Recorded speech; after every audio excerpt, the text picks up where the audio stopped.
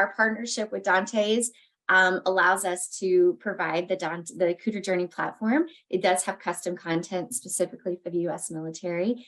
And if you're new to using the platform, I'm so glad that you're joining us this morning. So just as a quick reminder, or if you're seeing it for the first time, we've got everything from career assessments to resumes to e-profiles, all kinds of military resources. It's a vast system. So let's jump right in. What are the Holland types? John Holland, he developed the theory of vocational choice. This is a picture of Dr. Holland. And with this, he actually utilized the Kuder interest preference, which was first developed for the U.S. military in 1938. And so with the work of John Holland, we are exploring individuals' personalities and then matching them to work environments based on those same personalities. So we're looking for what we call good fit. So a good fit between an individual's career personality and the work environment that they're going into.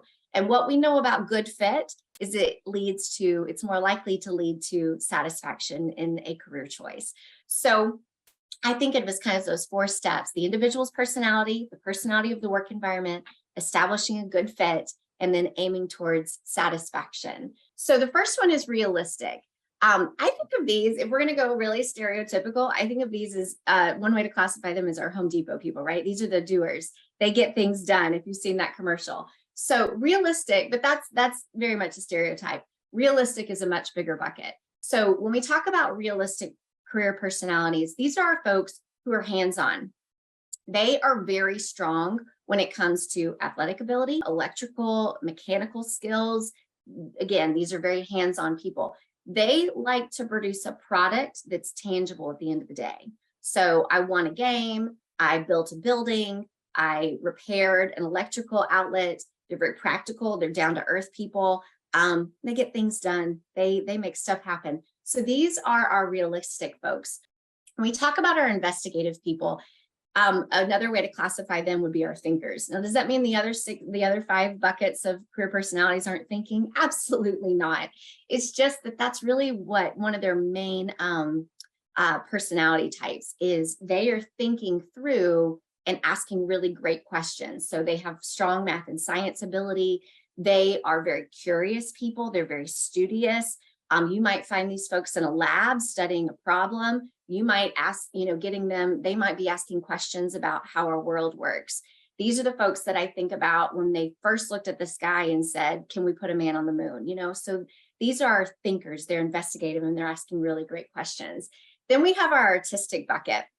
These are our creators. Now, it's really easy to look at the artistic bucket and go, oh, these are people who paint and draw, right? Yes, but also these are our communicators. These are folks who are really strong in language. They have really strong writing skills. They want to create something. They have a creative gift that needs to come out, and they are not big on structure. They are very free thinkers and they don't love structure. That can feel very prohibitive to them.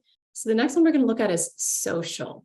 So these are people who really like to help people. So they want to pursue a profession where they're able to support people, whether that's maybe teaching, counseling.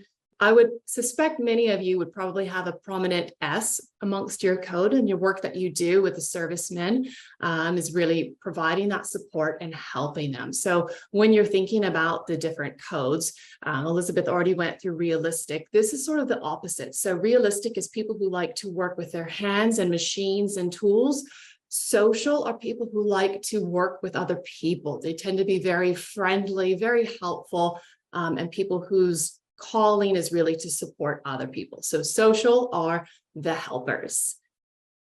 So the next letter is E, which is enterprising. These are people who are really good at persuading other people. So they are leaders, they influence. If you think about any kind of military leaders, battalion commanders, anything like that, they are managing people, they are driving, providing direction. So they're really trying to influence a group of people.